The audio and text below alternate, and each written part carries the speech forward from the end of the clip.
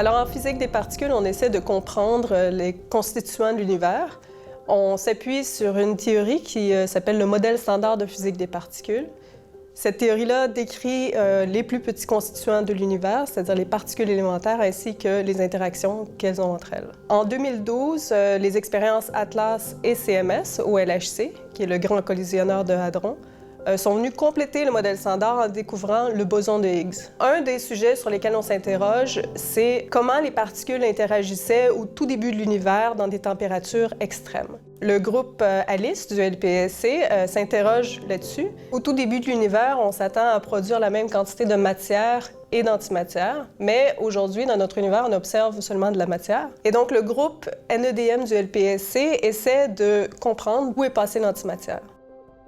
En étudiant la vitesse de rotation des étoiles autour des galaxies ou encore une quantité qui s'appelle le rayonnement de fond cosmologique, qui est comme une photo des premiers instants de l'univers après le Big Bang, on peut s'apercevoir qu'en fait, il y a 85% de la masse de l'univers qui ne peut pas être expliquée par les particules du modèle standard. On recherche donc une nouvelle particule qui pourrait permettre d'expliquer la matière noire et qu'on pourrait éventuellement créer dans des collisions proton-proton au LHC. Le LHC est le plus puissant accélérateur de particules du monde, situé dans un anneau de 27 km de long à la frontière franco-suisse. Des protons, c'est-à-dire des noyaux d'hydrogène, sont accélérés à une vitesse proche de celle de la lumière et rentrent en collision. L'énergie libérée va alors permettre de créer de nouvelles particules qui sont ensuite récoltées et analysées dans nos détecteurs. Il existe 4 grands détecteurs le long du LHC, dont l'expérience ATLAS. La collaboration est constituée de plus de 3000 personnes issues de 38 pays. Le détecteur lui-même se compose de plusieurs parties, chacune de ces parties étant sensible à une particule différente. Parmi les 40 millions de collisions par seconde, il y a seulement une poignée d'événements qui sont vraiment importants. Par exemple, avec l'intensité actuelle, on produit un peu moins d'un boson de Higgs par seconde. On va donc utiliser des algorithmes et des procédés statistiques pour chercher les quelques événements intéressants parmi toutes ces données. Et parfois, un signal apparaît, comme le boson de Higgs, le fameux chaînon manquant de la physique des particules, qui a été découvert en 2012 et récompensé par le prix Nobel de physique en 2013. Le laboratoire de physique subatomique et de cosmologie de Grenoble a été très impliqué dans la fabrication du pré-sampler, qui est un des détecteurs plus internes du détecteur ATLAS. Le laboratoire a démarré sa participation aux expériences LHC dans les années 90.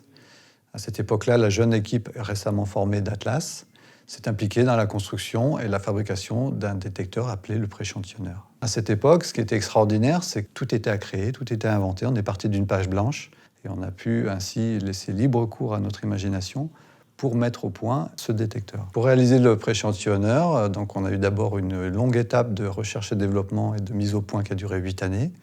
Et ensuite, on a enchaîné sur 3 années de fabrication par les équipes du laboratoire au sein du laboratoire. Ce détecteur est installé au cœur même d'Atlas, dans une enceinte qui elle-même est soudée, donc on n'a absolument plus du tout accès au détecteur. Il fallait à tout prix que le détecteur ait une fiabilité à 100%, étant donné les contraintes très fortes liées à la physique, mais aussi liées au fonctionnement sans aucune intervention possible. C'était un vrai bonheur, un vrai plaisir d'avoir pu participer à cette aventure. C'est une véritable aventure technologique et humaine qui s'est conclue en 2003 par son installation au CERN en salle blanche. Le travail qui a été réalisé sur le préchantillonneur pendant plusieurs années a permis également ensuite de travailler sur le calorimètre électromagnétique d'ALICE qui a été entièrement assemblé, calibré au sein même du laboratoire.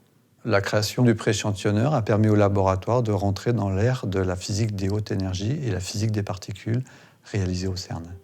La physique des particules est en pleine effervescence. Non seulement les données actuelles nous ont permis de découvrir le boson de Higgs qui explique la masse des particules, mais elles nous permettent également de chercher des particules supplémentaires qui sont prédites par des théories au-delà du modèle standard, théories qui intéressent particulièrement les théoriciens du LPSC.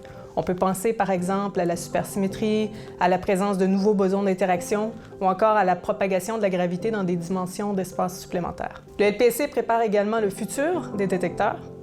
Par exemple, on est impliqué dans la mise à jour des détecteurs ATLAS et ALICE en vue du HL-LHC, une amélioration technique du LHC qui va décupler le nombre de données. On est également impliqué dans la mise à jour de l'expérience NEDM qui va gagner un facteur 10 en sensibilité. En résumé, le LPSC est très bien placé pour jouer un rôle important dans la physique des particules actuelles. Mais le futur s'annonce également très enthousiasmant. On peut commencer à répondre aux questions qui sont encore ouvertes dans la discipline aujourd'hui. Et ce, non seulement ici même à Grenoble, mais également au sein de collaborations internationales.